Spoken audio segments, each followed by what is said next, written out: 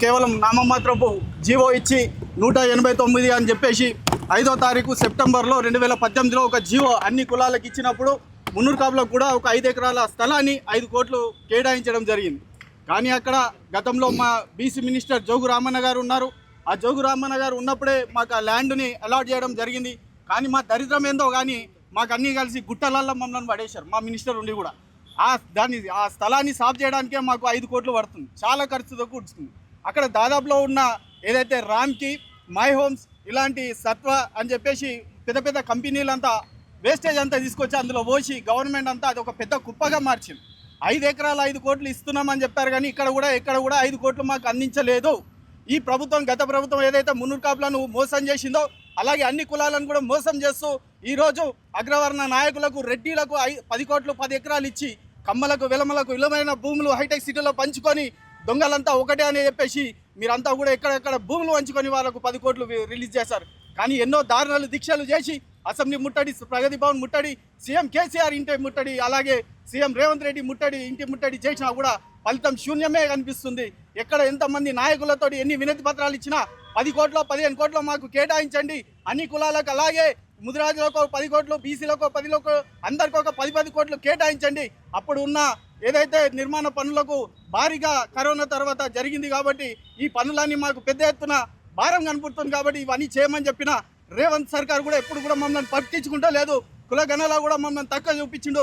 రేవంత్ దుద్దిన్ అవుతాడు కానీ రేవంత్ గౌడ్ గాడా, రేవంత్ పటేల్ గాడా, రేవంత్ ముదిరాజ్ గాడా అని చెప్పేసి నేను ఈ సభాముఖంగా తెలియజేస్తున్నాను.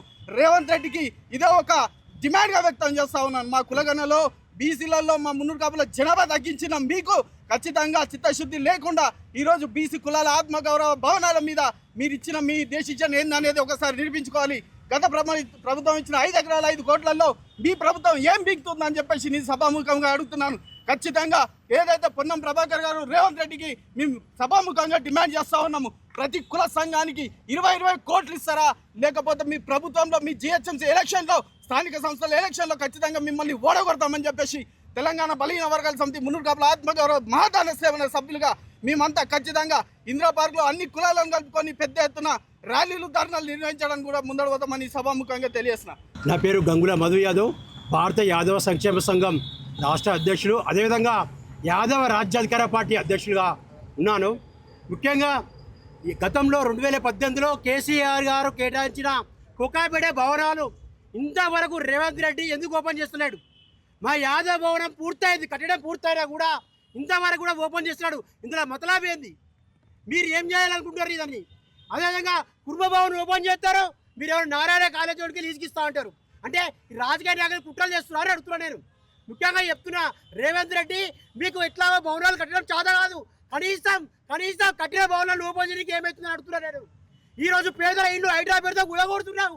ఇలా యాదవులకు బీసీ బిడ్డలు ఇలా చదువుకోనికి ఉన్నటువంటి హాస్టల్లకు ఓపెన్ చేసుకునే పరిస్థితి ఉన్నటువంటి భవనాలు ఎందుకు ఓపెన్ చేస్తలేవు అని చెప్పేసి ఈ సందర్భంగా మేము డిమాండ్ చేస్తున్నాం. అదేవిధంగా ఇలా తలసాని శ్రీనివాస్ యాదవ్ గారు కానీ, అదేవిధంగా నవీన్ యాదవ్ గారు కానీ, అదేవిధంగా ఐలయ్య కుర్మ గారు కానీ వీళ్ళు ఎవ్వరు ప్రశ్నిస్తలేరు. ఎందుకు మీరు లాలూచి పడుతున్నారు అని చెప్పి ఈ సందర్భంగా మేము అడుగుతున్నాం. ఇలా రేవంత్ రెడ్డి మేము అడుగుతున్నాం, మీరు జనాభా ప్రకారం బీసీలకు టికెట్లు ఇస్తా అని చెప్పిర్రు, అలా ముంచిర్రు.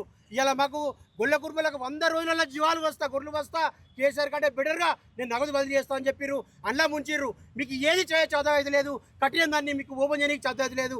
అదేవిధంగా కుకాపేట భవనంలో ఏదైతే ఉందో ఇలా రిజిస్ట్రేషన్ చేసుకున్న వాళ్ళు, మీకు అనుకూలంగా ఉన్న వాళ్ళని రిజిస్ట్రేషన్ చేసుకొని ఈ రాష్ట్రంలో 33 జిల్లాలో ఉన్న వాళ్ళందరినీ ఈ సంఘంలో రిజిస్టర్ అందరూ తీసుకోవాల్సింది పోయి మీకు అనుకూలంగా ఉన్న సంఘంలో ఉన్న వ్యక్తులను మీరు రిజిస్టర్ తీసుకొని దాంతో మీరు ఆట ఆడుతున్నారు అని చెప్పి ఈ సందర్భంగా మేము హెచ్చరిస్తున్నాం.